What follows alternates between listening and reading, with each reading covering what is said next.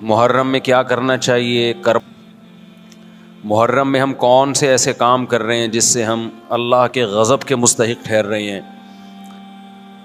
یہ چند باتیں ہیں جس پر انشاءاللہ آج میں بات کروں گا. اللہ تعالیٰ ہم سب کو عمل کی توفیق عطا فرمائے اور حق کہنے کی توفیق عطا فرمائے.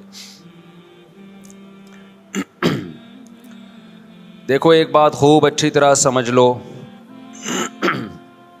اسلام 1400 سال پہلے مکمل ہو چکا ہے. کسی واقعے کی وجہ سے اسلام کو تبدیل نہیں کیا جاتا، بلکہ اسلام کی روشنی میں اس واقعے کے جو تقاضے ہیں ان پر عمل کیا جاتا ہے. ہمارے ہاں ہو یہ رہا ہے، واقعات کی بنیاد پہ مسائل نکالے جا رہے ہیں. 10 محرم کا دن سیدنا حسین ابن علی رضی اللہ عنہ کی شہادت سے پہلے بھی عظیم تھا، اور سیدنا حسین ابن علی رضی اللہ عنہ کی شہادت کے بعد بھی عظیم دن ہے.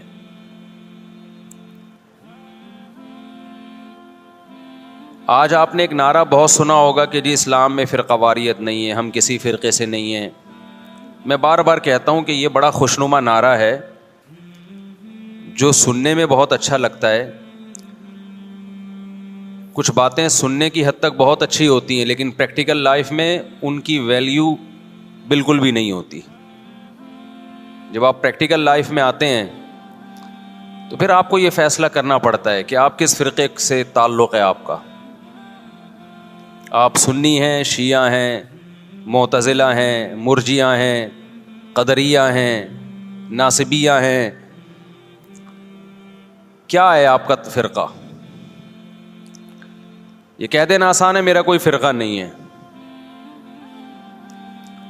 اس پر سب سے بڑا اشکال یہ ہوتا ہے، یہ میں اس لیے فرقے کی بات کر رہا ہوں کہ آپ کو بھی طے کرنا پڑے گا کہ آپ یا تو شیعہ بن جاؤ بھائی یا سنی بن جاؤ، ایک طرف ہو جاؤ. آپ محرم میں شیعہ بنے ہوئے ہوتے ہیں، رمضان میں سنی بنے ہوئے ہوتے ہیں، ربیع الاول میں بریلوی بنے ہوئے ہوتے ہیں، تو پتہ ہی نہیں چلتا کہ ٹکتا ہی نہیں ہے کسی ایک جگہ. اس بات میں دو رائے نہیں ہو سکتی کہ سیدنا حسین رضی اللہ تعالی عنہ کو جو کربلا میں شہید کیا گیا، یہ کائنات کا بدترین ظلم تھا. جس نے آپ کی گردن مبارک پہ تلوار رکھی اس کی بدبختی میں دو رائے نہیں ہو سکتی. بہت ہی کوئی شقی اور بدبخت جو نواسہ رسول صلی اللہ علیہ وسلم کے قتل کی طرف بڑھا، بہت ہی کوئی بدبخت اور بدنصیب جو کوفہ کے گورنر ابن زیاد کے کہنے پر نواسہ رسول سے لڑنے کے لیے نکلا، جو اس ظلم کو ظلم نہیں مانتا، وہ بھی اپنے آپ کو جہنم میں جانے کے لیے تیار کر رہا ہے. پھر کربلا میں ایک بڑا ظلم یہ ہوا کہ صرف سیدنا حسین ابن علی کو شہید نہیں کیا گیا، آپ کے ساتھ جتنے مرد تھے سب کو شہید کر دیا گیا. لیکن ہمیں پیغمبر صلی اللہ علیہ وسلم اور صحابہ کی سیرت میں کیا ملتا ہے؟ میں ایک آیت سے آپ کو سمجھاتا ہوں. مشرکین مکہ حضرت ابراہیم علیہ الصلاۃ والسلام کے نسب میں ہونے پر اور آپ سے محبت پہ بڑا فخر کیا کرتے تھے کہ ہم ابراہیم کی اولاد میں ہیں، ہم ابراہیم کے دین پہ ہیں. اللہ نے کیا فرمایا رسول اللہ صلی اللہ علیہ وسلم سے کہ ان اول الناس بابراہیم للذین اتبعوہ، اے نبی آپ ان سے کہہ دیجئے ابراہیم سے محبت کے خالی پیلی کے دعوے مقبول نہیں ہیں. ابراہیم کے زیادہ حقدار وہ ہیں جو ابراہیم علیہ السلام کی اتباع کرتے ہیں، اور یہ پیغمبر اور صحابہ یہ ابراہیم علیہ السلام کے دین کو فالو کرتے ہیں، اور تم ابراہیم کے دین کو فالو نہیں کر رہے، ان سے محبت کے دعوے دار ہو. تو خالی محبت کے دعوے داری اللہ کے ہاں مقبول نہیں ہے. اللہ کے ہاں وہ محبت کی دعوے مقبول ہیں جس میں آپ محبوب کو فالو کر رہے ہوں.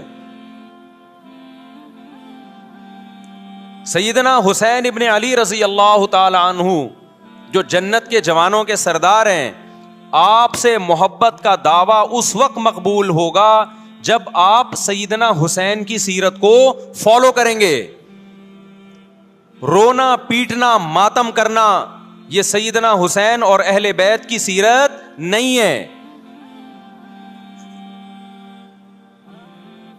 صبر کرنا, ظالم کے سامنے ڈٹ جانا, جان کے خوف سے اپنی پالیسیوں سے پیچھے نہ ہٹنا, یہ سیدنا حسین ابن علی رضی اللہ عنہ کی سیرت ہے, جو آج ہمیں کہیں بھی نظر نہیں آتی.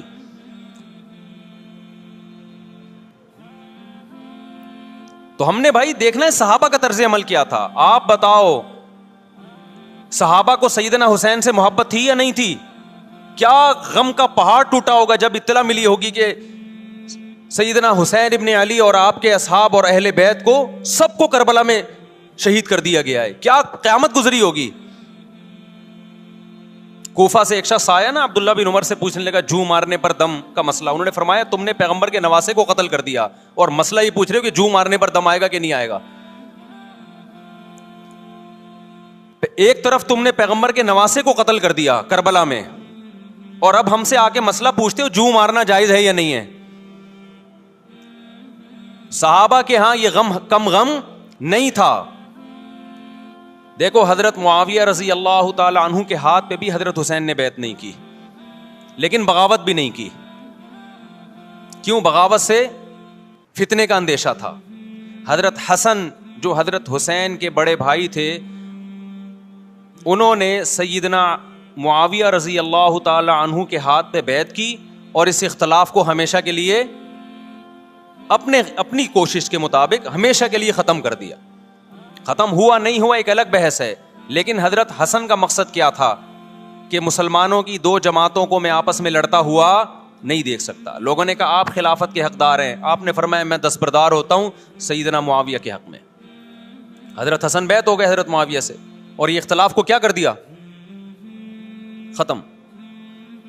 حضرت حسین بیعت نہیں ہوئے, لیکن حضرت حسین نے بغاوت بھی نہیں کی.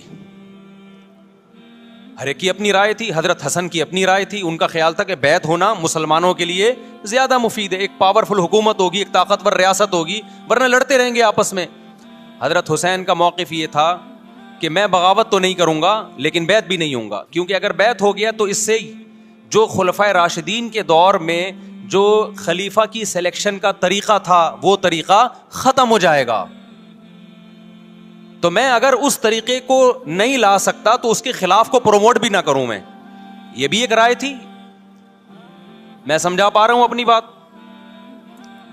بھائی رائے کا اختلاف ہوتا ہے نا. نبی صلی اللہ علیہ وسلم نے فرمایا اذا اجتہد المجتہد فإن اصاب فلہ اجران وإن اخطأ فلہ اجر واحد.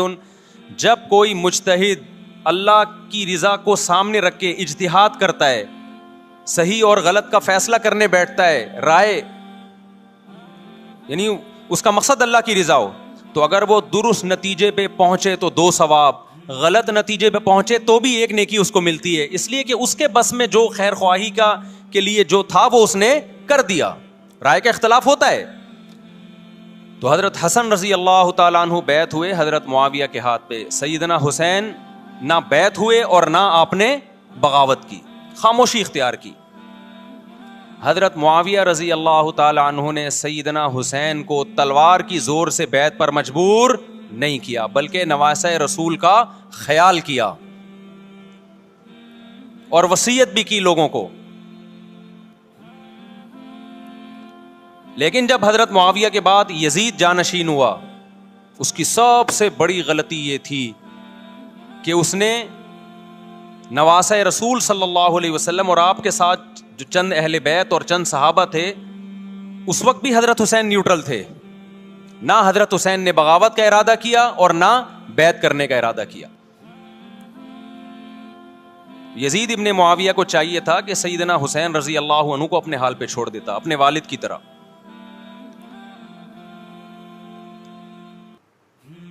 حضرت حسین رضی اللہ تعالیٰ عنہ کو جب کوفہ سے خطوط آئے, یہ میں وضاحت اس لیے کر رہا ہوں کہ حضرت حسین بغاوت کے لیے نہیں نکلے تھے, اس مسلمان حاکم کے خلاف بغاوت کے لیے نہیں نکلے تھے, کیونکہ رسول اللہ صلی اللہ علیہ وسلم کی بہت ساری صحیح حدیث ہے اس بارے میں کہ جو باغی ہے, جو ریاست کے خلاف بغاوت کرتا ہے, اس کو نبی صلی اللہ علیہ وسلم نے اس عمل کو پسند نہیں کیا. تو حضرت حسین رضی اللہ تعالیٰ عنہ کو کوفہ سے خطوط آئے کہ یہاں سارے کے سارے لوگ آپ کے ہاتھ پہ بیعت کرنے کے لیے تیار ہیں. ظاہر ہے جب کسی علاقے کے لوگ دارالخلافہ ہو اور سب بیعت ہونے کے لیے تیار ہوں تو پھر آپ کا جانا یہ بغاوت کا عمل نہیں کہلاتا. حضرت حسین رضی اللہ تعالیٰ عنہ اہل بیت کے ساتھ نکلے. کربلا میں جب پہنچے, مشہور واقعہ آپ 20 دفعہ سن چکے ہیں, وہاں جا کے آپ کو اطلاع ہوئی کہ وہ خبر غلط تھی اور عبید اللہ بن زیاد نے ایک پورا لشکر بھیجا سیدنا حسین رضی اللہ تعالیٰ عنہ کو مجبور کرنے کے لیے کہ میرے ہاتھ پہ آپ زبردستی بیعت ہو جائیں. حضرت حسین رضی اللہ تعالیٰ عنہ نے مطالبے رکھے کہ یا تو مجھے واپس جانے دیا جائے اور اگر بیعت کرنا ہی ہے تو میں دمشق میں امیر کے ہاتھ پہ جا کے بیعت کروں گا. بہت معقول مطالبے تھے یہ. میرا مقصد ابھی کربلا کا واقعہ بیان کرنا نہیں ہے, اس پہ بہت کچھ کہا جا چکا ہے, خود میرا بھی بیان اس پہ تفصیل سے ہو چکا ہے. اس کے بعد بھی سیدنا حسین رضی اللہ تعالیٰ عنہ کو مجبور کرنا کہ عبید اللہ بن زیاد جو بدبخت انسان جو قاتل تھا اہل بیت کا, اسی کے ہاتھ پہ لازمی بیعت ہوں, جبکہ وہ امیر بھی نہیں ہے, وہ گورنر ہے ایک علاقے کا. تو نواسہ رسول کا خیال نہ کرنا یہ بدترین ظلم تھا جو اس وقت حکومت سے ہوا ہے. حضرت حسین رضی اللہ تعالیٰ عنہ, دیکھو نبی صلی اللہ, آج ہم دیکھتے ہیں کہ جو بڑا آدمی ہوتا ہے نا اس کی قربانیاں ہوتی ہیں, اس کی بڑی بڑی قربانیاں ہوتی ہیں. چھوٹے اپنے بڑوں کی قربانیوں کو کیش کراتے ہیں. آپ نے دیکھا ہوگا فلاں نے بڑی قربانیاں دی اور بچے موج کر رہے ہیں, دیکھا نا آپ نے. لیکن اللہ تعالیٰ نے رسول اللہ صلی اللہ علیہ وسلم کے نسب کو اس سے محفوظ کیا. ہمارے نبی کے 2 بیٹے حسن حسین, آپ کی نسل حضرت فاطمہ سے چلی ہے, دونوں شہید ہوئے ہیں. اس میں بہت بڑی حکمت تھی کہ پیغمبر صلی اللہ علیہ وسلم نے سب سے پہلے تربیت اپنے گھر والوں کی ہے. آج لوگ باہر فنٹر بنے ہوئے ہوتے ہیں, تبلیغیں کر رہے ہوتے ہیں, اپنے گھر کی ان کو پرواہ نہیں ہوتی. نبی صلی اللہ علیہ وسلم نے سب سے پہلے جو تربیت کی ہے کس کی ہے؟ حضرت حسن اور حسین کی ہے. تو جب کربلا میں آپ کو چاروں طرف سے گھیر لیا گیا اور آپ کو مجبور کیا گیا کہ آپ نے ابن زیاد کے ہاتھ پہ بیعت کرنا ہے, تو آپ نے اس ذلت کو گلے لگانے سے انکار کر دیا. آپ کو 100% یقین تھا کہ اتنے بڑے لشکر کے سامنے میں ٹھہر نہیں سکتا, اسباب کی دنیا میں فتح کی امید نہیں ہے. لیکن حضرت حسین رضی اللہ تعالی عنہ نے لڑنے کا فیصلہ کر کے اور شہادت کو قبول کرنے کا فیصلہ کر کے ابن زیاد اور اس زمانے کے حکمران جو اس قتل پہ راضی تھے, قیامت تک کے لیے ان پہ لعنت کے سلسلے کا دروازہ کھول دیا. بعض دفعہ اللہ بھی یہ چاہتے ہیں کہ بدبختوں کو ڈھیل ملے تاکہ ان کا جرم سنستدرجہم من حیث لا یعلمون. قرآن کہتے ہیں نا ہم ان کو ڈھیل دیں گے, ان کو برائی میں ہم آگے بڑھنے دیں گے, ایسے بڑھنے دیں گے کہ ان کو خود بھی پتہ نہیں چلے گا, تاکہ قیامت کے دن ان کا عذاب ان کو کئی گنا بڑھا کر دیا جائے. اب میرے بھائی ہمارے لیے کیا سبق ملتا ہے؟ جب یہ واقعہ ہوا عالم اسلام میں کوہرام مچ گیا, لیکن کیا اس واقعے کے بعد اہل بیت کی جو مقدس اور پاکیزہ عورتیں تھیں, کیا انہوں نے نوحہ کیا یا صبر کیا؟ آپ کا ضمیر کیا کہتا ہے, انہوں نے نوحے پڑے ہوں گے یا صبر کیا ہوگا؟ بولو بھائی, صبر کیا. عبداللہ بن عمر رضی اللہ تعالیٰ عنہ جو کوفہ والوں کو ملامت کیا کرتے تھے کہ تم جو مارنے کے مسئلے ہم سے پوچھتے ہو, تم نے حسین کا قتل کر دیا, تو یہ حضرت ابن عمر نے اسی لیے کہا نا کہ آپ کو اس کا غم ہوا تھا. تو ابن عمر کا عمل کیا تھا؟ کیا انہوں نے ماتم کیا؟ کیا انہوں نے چھروں سے اپنے آپ کو مارا؟ حضرت حسین کا قتل بھی ظالمانہ اور اس سے پہلے سیدنا عثمان کا قتل بھی ظالمانہ. اگر نوحہ یا ماتم جائز ہے تو حضرت عثمان کی شہادت کے دن بھی جائز ہے, حضرت حسین کی شہادت کے دن بھی جائز ہے, اور اگر ناجائز ہے تو جیسے عثمان کی شہادت کے دن ناجائز, حسین کی شہادت کے دن بھی ناجائز ہے. سمجھ میں آ رہی ہے بات کہ نہیں آ رہی ہے؟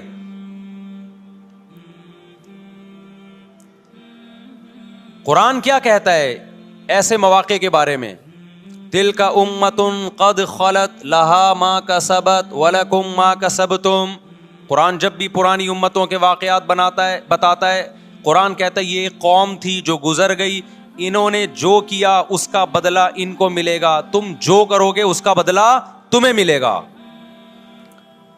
تو ہمیں اللہ نے اس واقعے میں بھی بتا دیا کہ سیدنا حسین کا واقعہ, کربلا کا واقعہ جب سنا کرو تو یہ سوچا کرو یہ قوم تھی جو گزر گئی, جس نے اچھا کیا, حسین ابن علی نے اچھا کیا, ان کو اس اچھائی کا بدلہ ملے گا. اور جو حضرت حسین کے قتل کے ہاتھوں, قتل کے حضرت سیدنا حسین کے مبارک خون سے جن کے ہاتھ آلودہ ہوئے, کیونکہ قتل کیا نا انہوں نے, تو لہا ما کسبت, ان کو اس ظلم کا بدلہ بھی ملے گا. تو ہمارا کام کیا ہے؟ ہم نے فالو کرنا ہے حسین کے راستے کو, نہ کہ حسین کے نام پہ ہم نے ماتم کرنے ہیں. حسین کا راستہ کیا ہے جس کو ہم نے فالو کرنا ہے؟ اب میں چند چیزیں آپ کو بتاتا ہوں. سب سے پہلا سبق جو ہمیں کربلا میں ملتا ہے کہ عزت اور دین, ایک طرف دنیا ہے. دیکھو اگر حضرت حسین رضی اللہ تعالیٰ عنہ ابن زیاد کے ہاتھ پہ جا کے بیعت ہو جاتے, آپ کیا سمجھتے ہو بے تحاشا مال و دولت حضرت حسین پہ خرچ نہیں کرتا کیا وہ؟ جب ایک بڑا آدمی کسی کے ہاتھ پہ بیعت ہوتا ہے تو اس کو بھی تو فائدہ ہوتا ہے نا اس سے. اور کیا حضرت حسین کو یقین نہیں تھا کہ کربلا میں شہید ہو جاؤں گا؟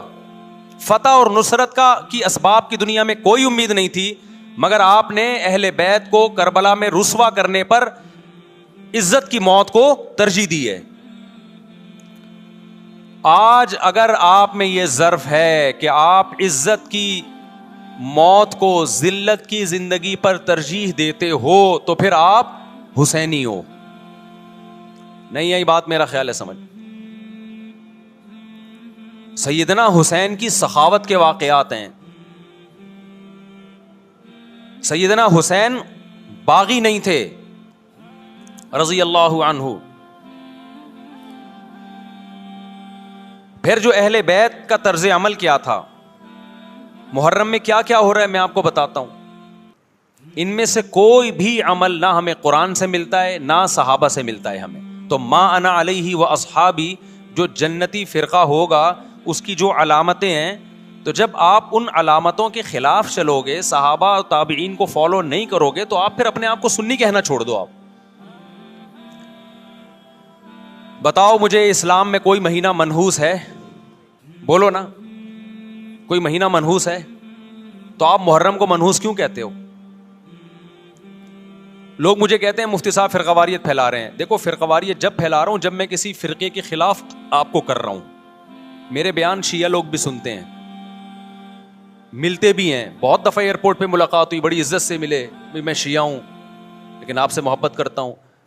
یہاں مسجد میں بھی آتے ہیں, میں نے کبھی کسی پہ طنز نہیں کیا.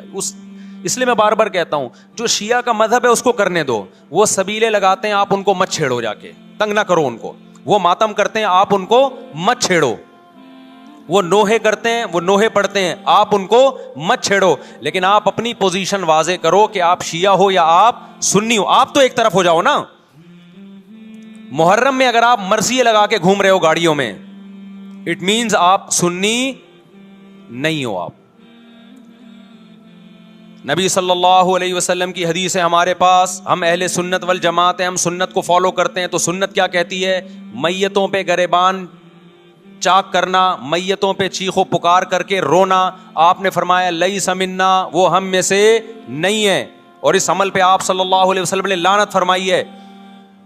لوگ کہتے ہیں حسین کی یاد میں رونا نبی کی سنت ہے. نبی صلی اللہ علیہ وسلم کو جب جبریل نے بتایا کہ حسین شہید ہوں گے, آپ روئے, اس لیے کہ اس وقت آپ کو یہ خبر ملی تھی. لیکن کیا ہر محرم میں آپ نے رونے کا پروگرام کیا ہے, یا صحابہ کو بیٹھ کے باقاعدہ رلایا ہے آپ نے؟ کیا ہو گیا بھائی؟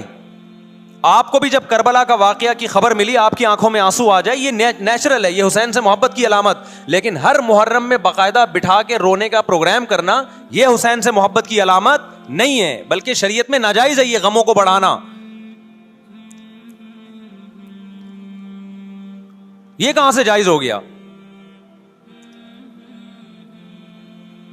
حضرت عثمان بھی تو شہید ہوئے تھے, نبی صلی اللہ علیہ وسلم کے داماد تھے. ان کی یاد میں آپ رونے کو سنت کیوں نہیں کہتے؟ ہماری نظر میں حسین کا قتل بھی بہت بڑا ظلم, اور سیدنا عثمان کا قتل بھی بہت بڑا ظلم تھا. دونوں مظلوم تھے, دونوں مظلوم شہید تھے. ہمیں دونوں کی شہادت پہ غم ہے، لیکن اب اس غم کو مناتے نہیں ہیں. اسلام میں غم منانا سنت نہیں ہے. دیکھو جعفر طیار رضی اللہ عنہ، نبی کے چچا زاد بھائی، اہل بیت، جب آپ صلی اللہ علیہ وسلم نے ان کو لڑائی کے لیے میدان جنگ میں بھیجا، رومیوں سے لڑائی تھی، حضرت جعفر طیار کی 4 بیویاں تھیں. جب نبی صلی اللہ علیہ وسلم مسجد نبی میں بیٹھے، آپ کو فرشتوں نے اطلاع دی کہ جعفر طیار شہید ہو گئے. آپ صلی اللہ علیہ وسلم کی آنکھوں سے آنسو. یہ آنسو اس وقت نکلے جب عین شہادت کی اطلاع ملی ہے. اس وقت آنسوؤں کا نکلنا محبت کی علامت ہے. آپ نے صحابی رسول کو بھیجا کہ جاؤ آپ کی زوجات کو، بیویوں کو جا کے خبر دو کہ جعفر طیار شہید ہو گئے. کیا قربانی تھی صحابہ کی. آپ دیکھو ایسے جوان تھے جعفر طیار، خوبصورت جوان. غزوہ بدر میں جب مشرکین مکہ نے یہ نعرہ لگایا کہ حل میں مبارز، 3 سردار آئے، انہوں نے کہا پہلے تمہارے اندر سے 3 بہادر آئیں ہم سے لڑیں. دیکھو عربوں میں یہ ہوتا تھا کہ جب جنگ کے لیے 2 فوجیں آمنے سامنے کھڑی ہوتی تھیں تو پہلے دونوں طرف کے بہادر ترین لوگوں کی لڑائیاں ہوتی تھیں کہ جب تک دونوں میں سے ایک قتل نہیں ہوگا لڑائی شروع نہیں ہوگی. تو آپ کو پتا ہے کہ اس میں بہادر ترین لوگ نکلیں گے نا، جو لڑنا جانتے ہوں. مشرکین مکہ کی طرف سے 3 یا 4 بڑے بڑے سردار آئے لڑائی سے پہلے، بدر میں لڑائی سے پہلے. انہوں نے نعرہ لگایا حل میں مبارز، کوئی ہے تم میں جو پہلے ہم سے لڑے. یعنی ادھر سے ہم 3 ہیں تو ادھر سے بھی کتنے چاہیے؟ 3 بندے. ادھر سے انصار صحابہ آئے. مشرکین مکہ نے کہا لیسو بی اکفائنا، یہ ہمارے جوڑ کے نہیں ہیں، قریشی ہاشمی چاہیے ہمیں، ہمارے نسب کے لوگ ہونے چاہیے. تو ادھر سے نبی صلی اللہ علیہ وسلم نے حضرت علی کو بھیجا اور حضرت جعفر طیار کو بھیجا. جن صحابہ کو بھیجا ان میں حضرت جعفر طیار بھی تھے. حضرت جعفر طیار رضی اللہ تعالی عنہ اور سیدنا علی مقابلے میں غالب آ گئے. خوبصورت صحابی. نجاشی کے سامنے آپ نے تقریر کی ہے، ہجرت کی ہے نا جب حبشہ کی طرف، تو نجاشی نے پوچھا جعفر طیار سے کہ تمہارے پیغمبر جو کلام لے کر آئے ہیں وہ سناؤ. حضرت جعفر طیار رضی اللہ تعالی عنہ نے سورہ مریم پڑھنا شروع کر دی. کاف ہا یا عین صاد ذکر رحمت ربک عبدہ زکریا اذ نادى ربه نداء خفيا قال رب اني وهن العظم مني واشتعل الراس شيبا ولم اكن بدعائك رب شقيا واني خفت الموالي من ورائي وكانت امراتي عاقرا فهب لي من لدنك وليا. ایسی حضرت مریم اور عیسیٰ ابن مریم کی سیرت کو سورہ مریم میں بیان کیا حضرت جعفر طیار نے کہ نجاشی روتے روتے، اس کی داڑھی تر اور جتنے پادری بیٹھے تھے سب کی داڑیاں تر ہو گئی روتے روتے. تو یہ تقریر جو نجاشی کے اسلام کا سبب بنے، بادشاہ کو مسلمان کرنے والے کون تھے؟ حضرت جعفر طیار. اور آپ کے چھوٹے چھوٹے بچے، 4 جوان بیویاں ہوں، چھوٹے چھوٹے بچے ہوں، اور ایسے میں میدان جنگ میں لڑتے ہوئے شہید ہو جائیں تو پیغمبر اور صحابہ پہ کیا قیامت ٹوٹی ہوگی. لیکن ہمارے نبی صلی اللہ علیہ وسلم کی آنکھوں میں سے کیا تھے؟ صرف آنسو موتی کی طرح ٹپک رہے تھے.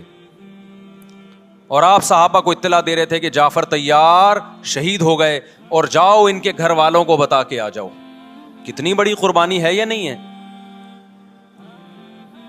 جب خبر دینے والا آپ کی ازواج کو بتا کے آیا کہ جعفر طیار شہید ہو گئے تو آپ کے گھروں سے خواتین کے رونے کی آوازیں آئیں. آپ صلی اللہ علیہ وسلم نے فرمایا ان سے بولو کہ اپنی آواز کو پست کرو. پھر چیخو پکار کی آواز آئی تو آپ نے فرمایا کہ اگر دوبارہ چیخو پکار کی آواز آئے تو ان کے منہ پہ خاک پھینک دو.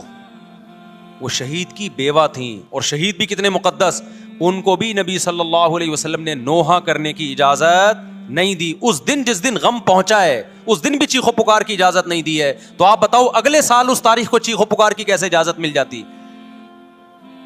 نہیں آئی میرا خیال ہے بات سمجھ میں. جب غم پہنچا ہے اس وقت چیخنے چلانے کی اجازت نہیں ہے. چھوٹے چھوٹے یتیم بچے، حضرت جعفر طیار کے چھوٹے چھوٹے یتیم بچے، کتنا غم ہوتا ہے. جب چھوٹے چھوٹے بچے ان کا باپ دنیا سے چلا جائے کتنا ترس آتا ہے ان کے اوپر. تو ہمارے نبی کو بھی ان یتیم بچوں پہ بھی ترس آیا, ان بیواؤں پہ بھی ترس آیا, لیکن نہ نبی صلی اللہ علیہ وسلم چیخو پکار کر کے خود روئے اور نہ آپ نے ان کی ازواج کو رونے کی اجازت دی ہے. سمجھ میں نہیں آ رہی میرا خیال ہے بات. میرا مقصد شیعوں پہ طنز کرنا نہیں ہے, ان کا جو مذہب ہے ان کو اس پہ چلنے دو. میرا مقصد ہے آپ اپنی پوزیشن واضح کرو کہ آپ ادھر ہو یا ادھر ہو. کسی کو تنگ مت کرو, نہ کسی پہ فتوے لگاؤ کفر اسلام کے, نہ کسی کو جہنمی قرار دو. اپنی پوزیشن آپ فیصلہ کرو کہ آپ اگر ادھر جانا ہے تو پورے ادھر چلے جاؤ. پھر یہ آدھا تیتر آدھا بٹیر والا معاملہ مت کرو. وہ ان کا مذہب ہے بھائی, ان کے علماء ان کو بتاتے ہیں کہ محرم میں کالے کپڑے پہننے ہیں, محرم میں ماتم کرنا ہے, محرم میں کو منحوس سمجھنا ہے, اس میں شادی بیاہ نہیں کرنا. ان کے علماء ان کو بتاتے ہیں, ان کو چلنے دو اس پر. دنیا میں بہت سے فرقے ہیں, بہت سے مذہب ہیں, ہم کسی کو نہ ختم کر سکتے ہیں نہ کسی کے خلاف نفرت پیدا کر سکتے ہیں. اس سے کوئی چیز حاصل نہیں ہوگی. کسی سے نفرت کرنے کی ضرورت نہیں, کسی پہ فتوے لگانے کی ضرورت نہیں, لیکن آپ کو اپنی پوزیشن واضح کرنی پڑے گی کہ میں کہاں کھڑا ہوا ہوں. اگر آپ سنی ہو تو پھر اہل سنت والجماعت صحابہ تابعین کو فالو کرتے ہیں, حدیث کو فالو کرتے ہیں, اور حدیث میں ہمیں ماتم کرنا, نوحہ کرنا, گریبان چاک کرنا اس کی پرمیشن نہیں ہے, بلکہ اس سے روکا گیا ہے, اس عمل کو حرام اور ناجائز قرار دیا گیا ہے. بات آ رہی ہے سمجھ میں؟ باقی جو شیعہ حضرات کرتے ہیں, ہمارے دوست ہیں شیعہ, میں مذاق میں نہیں کہہ رہا, ملتے ہیں ہم سے, میں کبھی ان سے مذہب کے ٹاپک پہ بات نہیں کرتا, نہ ان کو کبھی چھیڑتا ہوں کہ آپ یہ کیوں کر رہے ہو, یہ کیوں نہیں کر رہے. بھائی اس کا مذہب ہے, وہ اس کا فرقہ ہے, جو کرنے دو اس کو, ہم نہیں کرتے, کیونکہ ہم اہل سنت والجماعت میں. سمجھ میں آ رہی ہے بات کہ نہیں آ رہی؟ پھر ربیع الاول کا مہینہ آئے گا, اس میں بھی آپ اپنی پوزیشن واضح کرو کہ آپ ادھر ہو یا ادھر ہو. دو فرقے ہیں, دیوبندی بریلوی.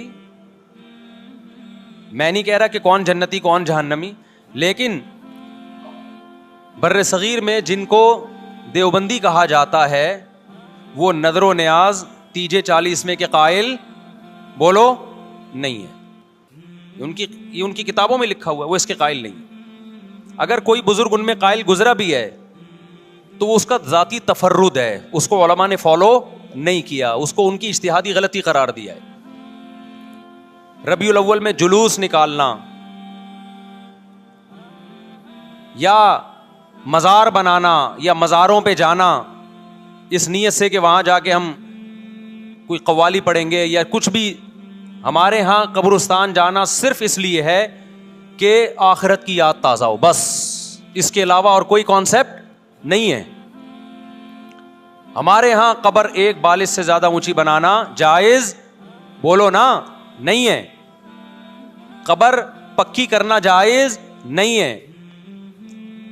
تیجے 40 میں کرنا جائز بولو نہیں. آج ایک صاحب آئے, کہنے لگے میری ساس کا 40واں ہے, فجر میں کہنے لگے مجھے, کہہ رہے میں نہیں گیا تو بڑا مسئلہ ہو جائے گا. میں نے کہا بھائی ایک فیصلہ کرو, گرین چینل یا وائٹ چینل, ایک طرف ہو جاؤ بھائی, کیونکہ وائٹ چینل میں یہ جائز نہیں ہے, نہ 40واں ہے نہ تیجا ہے. اب لوگ مذاق اڑاتے ہیں مر گیا مردود نہ فاتحہ نہ درود. بھائی کچھ بھی کہتے رہو, تو پھر پورے ادھر کو ہو جاؤ, یا تو پورے وائٹ ہو جاؤ یا پورے کیا ہو جاؤ, پورے گرین ہو جاؤ. پھر تیجا بھی کرو, 40واں بھی کرو, برسی بھی کرو, اور پھر اس کے بعد جھنڈے بھی لگاؤ ہرے رنگ کے. میں نہیں کہہ رہا دیوبندی صحیح ہے یا بریلوی صحیح ہے, دیکھو میں یہ بحث نہیں کر رہا, میری بات کو غلط نہ لے کے جانا. میں کہہ رہا ہوں آپ اپنی پوزیشن واضح کرو, صحیح غلط تو اگلا مرحلہ ہے. آپ کیا ہو, آپ کو تو یہی نہیں پتا چل رہا. آپ ربیع الاول میں ہرے جھنڈے لے کے گھوم رہے ہو, رمضان میں آپ وائٹ چینل بنے ہوئے ہو, محرم میں آپ بلیک چینل بنے ہوئے ہو, تو پتہ ہی نہیں چل رہا تو ہے کیا بھائی. جب 73 فرقوں میں ایک جنتی ہے تو ایک کو فالو کرو نا جس کو جنتی سمجھتے ہو. اگر آپ سمجھتے ہو کہ بلیک چینل یا شیعہ فرقہ جنتی ہے تو پورے شیعہ ہو جاؤ بھائی. اگر آپ سمجھتے ہو بریلوی فرقہ جنتی ہے تو پورے بریلوی ہو جاؤ. تو جس کو سمجھتے ہو وہ بن جاؤ, لیکن پورے بنو, ادھورے مت بنو, آدھا آدھا نہ لو. بات سمجھ میں آ رہی ہے؟ میں پھر بتا رہا ہوں, نہ میں کسی کو جنتی کہہ رہا ہوں نہ جہنمی. میں یہ نہیں کہہ رہا دیوبندی جنت میں جائیں گے یا بریلوی جائیں گے یا شیعہ جائیں گے, یہ تو اللہ فیصلہ کرے گا. ہم تو وہ کریں گے جو ہماری کھوپڑی میں آ رہا ہے. ہماری کھوپڑی میں یہ آ رہا ہے کہ جس کو بھی کرو تو ایک کو کرو پورا, تاکہ ایک طرف ہو جاؤ. آدھے تیتر آدھے بٹیر مت بنو آپ, اور دوسرے کو چھیڑو بھی نہیں, چھیڑنے کی بھی ضرورت نہیں ہے. کوئی جو کر رہا ہے کہ بھائی اس کا مذہب ہے. دیکھو ہندو مندر میں جاتا ہے نا, ہماری رائے کے مطابق صحیح کر رہا ہے, غلط کر رہا ہے, غلط کر رہا ہے, لیکن ہم چھیڑتے ہیں کیا؟ اسلام نے اجازت دی اس کو چھیڑنے کی کہ ہندو جا رہا ہے اس کو پکڑ کے لا, کیوں جا رہا ہے بھائی؟ اسلام بولا ہے بھائی لکم دینکم ولی دین, تمہارے لیے تمہارا دین, ہمارے لیے ہمارا دین. لا اکراہ فی الدین, دین میں زبردستی نہیں ہے, جو کر رہا ہے اس کو کرنے دو. تبھی اسلامی تاریخ میں کوئی ایک مندر بھی ہمارے علم میں نہیں ہے کہ اس میں ہندوؤں پہ پابندی لگی ہو کہ مندر نہیں جا سکتے. جب تک اسلامی حکومتیں رہی ہیں, ہندوستان میں 1000 سال مسلمانوں نے حکومت کی ہے, اگر ہندوؤں کو مندر جانے سے روک دیتے تو آج یہ مندر ختم ہوتے. اسلامی حکومت جب ختم ہوئی ہے تو بھی مندر, لاکھوں کی تعداد میں مندر تھے.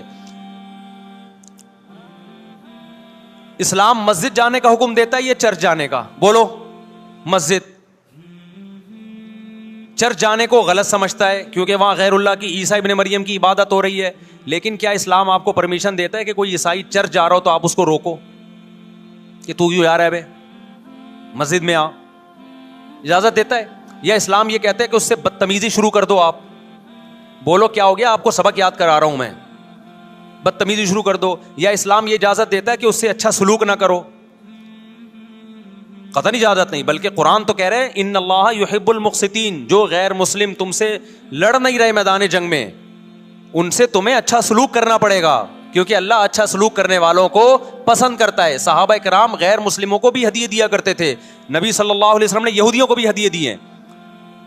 تو جو مذہب اسلام کی طرف منسوب نہیں ہے, جب ہمیں ان سے اچھے سلوک کا حکم ہے, تو جو مذہب اسلام کی طرف منسوب ہیں, قطع نظر اس سے کہ وہ اس دعوے میں سچے ہیں یا جھوٹے, یہ تو بحث ایک الگ ہے, لیکن نسبت کس کی طرف کر رہے ہیں؟ اسلام کی طرف. تو ہمیں ان سے بدتمیزی بدسلوکی کی کہاں سے اجازت ہوگی؟ تو میں نہیں کہہ رہا کہ آپ شیعہ بریلویوں سے دشمنی کرنا شروع کر دو, ان کی دعوتیں اٹینڈ نہ کرو, ان سے کاروبار چھوڑ دو, یا ان کو جا کے تنگ کرو, کیوں سبیل لگا کے بیٹھے ہو, کیوں ماتم کر رہے ہو, یہ کام مت کرو آپ. ہمارا ملک اس فرقہ واریت کا متحمل نہیں ہے, سے فساد پھیلتا ہے. لیکن اپنی پوزیشن آپ واضح کرو, ایک لکیر ہے آپ کھینچ دو. اگر کوئی شخص آپ کے سامنے صحابہ کو برا بلا کہتا ہے, آپ بولو بھائی یہ میری باؤنڈری کیا ہو رہی ہے, کراس. میرے سامنے آپ کو ان بزرگوں کے خلاف بولنے کی اجازت نہیں ہے جن سے مجھے عقیدت ہے. اگر یہ کام آپ نے کیا تو ہماری اور آپ کی راہیں الگ الگ. آپ کا جو مذہب ہے بھائی, آپ بند کمرے میں, آپ کے امام بارگاہ میں, آپ کے مسجدوں میں, یا جہاں بھی ہے وہ آپ کا نجی معاملہ ہے. ہمارے سامنے آپ نے کوئی ایسی بات نہیں کرنی جو ہمارے عقیدے کے خلاف ہو, تو آپس میں دوستی رہے گی. اب دیکھو عیسائی آپ سے ملتا ہے, آپ گپ شپ کرتے ہو, کھانا کھاتے ہو, لیکن عیسائی بار بار بولے میں آپ کے نبی کو نہیں مانتا, میں آپ کا نبی, آپ بولے گا بھائی تو نہیں مانتا تو ہم نے کب کہا کہ مان تو, لیکن میرے سامنے بار بار کیوں کہہ رہے کہ میں تیرے نبی کو نہیں مانتا؟ یہاں سے آپ کی اس کی دوستی کیا ہو جائے گی پھر؟ ختم. تو غیر مسلموں کو بھی دو قسمیں, کسی بھی مسلک کے لوگوں سے ملو, کسی بھی فرقے کے لوگوں سے ملو, کوئی جھگڑا نہیں, کوئی بحث نہیں, ایک دوسرے کو کھانا بھی ہے, ایک دوسرے کو کھلانا بھی ہے, ایک دوسرے سے کھانا بھی ہے, ایک دوسرے کی دعوتوں میں بھی شرکت کرنی ہے. جہاں مذہب کا معاملہ آئے تو پھر آپ کسی سے بحث نہ خود کرو نہ کسی کو کرنے کی اجازت دو. اگر کوئی کچھ سیکھنا چاہتا ہے تو آپ بولو بھائی علماء کے پاس آ جاؤ, آپ کو کوئی اشکال ہے تو ہم وہاں آپ کا اشکال حل کر دیں گے. اس سے آگے بڑھنے کی کوشش بولو مت کرو, اس سے ملک میں امن ہوگا. باقی فرقے ہمیشہ سے ہیں بھائی, آج کوئی نئے تھوڑی ہیں, اور یہ ہمارا کام تھوڑی ہے فرقے ختم کرنا. یہ تو عیسیٰ ابن مریم جب نازل ہوں گے, حضرت مہدی آئیں گے, وہ تلوار کی طاقت سے ختم کریں گے, ان کے پاس یہ اتھارٹی ہوگی کہ وہ فرقوں کو ختم کریں. آپ نے یہ کرنا ہے کہ دوسرے کے مسلک کو چھیڑنا نہیں ہے اور اپنا چھوڑنا نہیں ہے. مسئلہ آپ کے ساتھ یہ ہو رہا ہے کہ دوسرے کو چھیڑ بھی رہے ہو اور اپنا چھوڑ بھی رہے ہو, دونوں الٹے کام کر رہے ہو. ایک طرف بحث کر رہے ہوتے تم ایسے, اور دوسری طرف وہی بنے ہوئے ہوتے تھوڑے دنوں میں جا کے. ہاں وہ بتا رہا ہوں, وہ نظر و نیاز والی نہیں, وہ سب کو پتا ہے. ہاں ایسی دعوت نہ ہو جس میں بدعت کی تائید ہو. تو آپ جو کر رہے ہو نا, وہ یہ کر رہے ہو دوسرے کو چھیڑ بھی رہے ہو, جس سے ملک میں بدامنی پھیل رہی ہے. تقریریں سنو, شیعہ ایسے, بریلوی ایسے, دیوبندی ایسے, اہل حدیث ایسے, تقریروں سے کیا پھیل رہی ہے؟ نفرتیں. اور پھر محرم میں آپ خود شیعہ بنے ہوئے ہوتے ہو, ربیع الاول میں آپ گرین چینل بنے ہوئے ہوتے ہو, اور رمضان میں آپ وائٹ چینل بنے ہوئے ہوتے ہو. سعودی عرب میں سارے وائٹ ہو جاتے ہیں جا کے. سعودی عرب جو بھی جاتا ہے سارا وائٹ چینل. پیغمبر کی قبر پہ کوئی دھمال نہیں, کوئی قوالیاں نہیں, وہاں کھڑے ہوں گے تمیز سے سلام پیش کر کے آگے نکل جائیں گے. وہاں کوئی چیخو پکار نہیں, وہاں جا کے سارے کیا ہو جاتے ہیں, وائٹ, کیونکہ وہاں حکومت کا ڈنڈا ہے. ٹھیک ہے نا. تو گورنمنٹ کے پاس تو یہ اختیار ہے بھائی ڈنڈا چلائے, ہمارے پاس یہ اختیار نہیں. ہم تو تمیز سے بات کریں گے, سمجھائیں گے, محبتیں پھیلائیں گے, کیونکہ جب عوام ڈنڈا چلاتی ہے تو اس سے اصلاح کم اور فساد زیادہ ہوتا ہے. تو میں بار بار کہہ رہا ہوں بھائی دوستیاں رکھو, کوئی دفتروں میں شیعہ سنی لڑائی نہ ہونے دو, یہ غلط ہے. محبتیں پھیلاؤ لیکن مسلک کو چھوڑنا نہیں ہے. جب کوئی آپ سے کہے محرم میں یہ کام کرو, بولو بھائی ہم چونکہ اہل سنت والجماعت میں سے ہیں, ہم چونکہ سنی ہیں, لہذا ہمارے ہاں کوئی مہینہ ہمارے مذہب کے مطابق منحوس نہیں ہے. پھر کوئی آپ کو اصرار کرے نہیں یہ نہیں یہ نہیں یہ, آپ بولو بھائی ہم تم پہ اپنا مسلک تھوپ رہے ہیں کیا؟ تم جلوس نکالتے ہو, تم ماتم کرتے ہو, ہم تو نہیں تمہیں روکتے آ کے, بلکہ گورنمنٹ تمہیں تحفظ دیتی ہے, سیکیورٹی دیتی ہے گورنمنٹ تمہیں. تو جب ہم اپنا مسلک تم پہ نہیں تھوپتے تو تم اپنا مسلک ہم پہ کیوں تھوپ رہے ہو بھائی؟ تو ہم محرم میں بھی شادی کریں گے, ربیع الاول میں بھی کریں گے, سفر میں بھی کریں گے, رمضان میں بھی کریں گے. ہم نے تو 4 کرنی ہے, ہم مہینوں کے حساب سے شروع کر دیں تو پھر ہمارے تو بڑے مسئلے ہو جائیں گے بھائی. سمجھ میں آ رہی ہے بات کہ نہیں آ رہی؟ حضرت جعفر طیار اہل بیت میں سے تھے, کتنی زوجات تھیں؟ 4 تھیں. حضرت علی کی کتنی تھیں ایک وقت میں؟ حضرت فاطمہ کے دنیا سے جانے کے بعد 4 تھیں. یہ بھی ہے سنت میں, نکاح کو فروغ دو, یہ اہل بیت کا طریقہ ہے تاکہ سوسائٹی میں زنا کم ہو, بیوہ طلاق یافتہ عورتوں کو ٹھکانہ ملے. خیر, تو اب میں بات سمیٹ کے ختم کر رہا ہوں. لوگ کہتے ہیں محرم میں ہم نکاح کیوں کریں بھائی, فرض واجب تو نہیں ہے نا, چلو حرام نہیں ہے لیکن فرض بھی تو نہیں ہے نا. لوگ یہ بھی کہتے ہیں, دیکھو جب قرآن نے کسی چیز کو حلال قرار دیا ہو نا, تو قرآن اس کو پسند نہیں کرتا کہ آپ عملاً اس کو حرام کر دو. دیکھو مشرکین مکہ کیا کرتے تھے, بتوں کے نام پہ جانور چھوڑتے تھے, پھر ان کا گوشت نہیں کھاتے تھے. اللہ نے فرمایا کہ تم نے ایک خدا کی حلال کردہ چیز کو کیسے حرام کر دیا تم نے. نبی صلی اللہ علیہ وسلم نے قسم اٹھائی میں شہد نہیں کھاؤں گا. آپ نے فرمایا لما تحرم ما احل اللہ لک, اے نبی جو چیز اللہ نے آپ کے لیے حلال کر دی آپ کیسے اپنے اوپر حرام کر رہے ہیں. اس سے پتہ چلتا ہے کہ اگر آپ محرم میں نکاح کرنا چاہتے ہیں لیکن آپ یہ سوچ کے ڈیلے کر دیتے ہیں کہ بھائی اس مہینے میں لوگ نکاح کو برا سمجھتے ہیں, تو یہ ڈیلے کرنا آپ کے لیے ناجائز ہوگا. کیونکہ لما تحرم ما احل اللہ لک, اللہ نے جس چیز کو تمہارے لیے حلال کیا تم نے کس دلیل کی بیس کے پر اپنے اوپر پابندی لگائی ہے اس پر. ایک تو ہے نا کسی کو شادی کا خیال ہی سفر میں آ رہا ہے, ربیع الاول میں آ رہا ہے, وہ تو ایک الگ بات ہے, لیکن اس کا نکاح محرم میں ہونا تھا. صرف محرم کی وجہ سے وہ ڈیلے کر رہا ہے کہ جی میں ربیع الاول میں لے کے جاؤں گا. یہ ڈیلے کرنا قرآن و سنت پہ زیادتی ہے یا نہیں ہے؟ یہ اللہ کے حلال کو عملاً حرام کرنا ہے یا نہیں ہے؟ نہیں ہے بات سمجھ میں. پھر اگر کوئی شیعہ آپ سے کہتا ہے کہ بھئی آپ ہمیں چھیڑنے کے لیے یہ کام کر رہے ہو, آپ بولو نہیں بھائی ہم آپ کو چھیڑنے کے لیے نہیں کر رہے, آپ کا مسلک ہے, آپ اس پر عمل کریں, ہمیں اس پہ کوئی اعتراض نہیں ہے. لیکن ہم کس کے پر عمل کریں گے؟ ہم اہل سنت والجماعت ہیں. کتنے صحابہ ہیں, خود نبی کی نکاح محرم میں ہوا ہے. اور ویسے بھی ہمارے ہاں شہادت ایک منحوس عمل نہیں ہے, شہادت ایک مبارک عمل ہے. 10 محرم پہلے سے فضیلت والا دن تھا, محرم پہلے سے فضیلت والا مہینہ تھا. حسین ابن علی کی شہادت سے اس مہینے کے تقدس کو 4 چاند لگ گئے ہیں اور مقدس ہو گیا یہ مہینہ. یہ کیسی بات ہے جو شہادت کا دن ہو ہم اس کو منحوس قرار دے دیں؟ بھائی ہمارا یہ جگرا نہیں ہے. سمجھتے ہو کہ نہیں سمجھتے ہو؟ تو اس لیے محرم میں اگر کسی نے نکاح کرنا ہے اس کو ڈیلے مت کرو میرے بھائی. لوگ کہتے ہیں فرض تو نہیں ہے نا, آپ اگر اس کے نحوست منحوس ہونے کی وجہ سے ڈیلے کر رہے ہو تو پھر آپ پہ فرض ہوگا کرنا. کیوں؟ اس آیت کی روشنی میں لما تحرم ما احل اللہ لک, اے نبی جس چیز کو اللہ نے حلال قرار دیا آپ کس دلیل کی بیس پہ اس کو اپنے اوپر حرام کرتے ہیں؟ سمجھتے ہو کہ نہیں سمجھتے؟ تو اسی طرح یہ جو باقی کام محرم میں ہو رہے ہیں, مرثیے سن رہے ہیں لوگ, نوحے سن رہے ہیں, رکشے والوں نے بھی لگائے ہوئے ہیں, تو بھائی شیعہ حضرات کا مسئلہ کہ ان کو کرنے دو, آپ یہ عمل مت کرو. اگر آپ سنی ہو تو پھر اہل سنت والجماعت کے ہاں میتوں پہ رونے کے مرثیے یہ جائز نہیں ہے، کیونکہ اس سے غم بڑھتا ہے.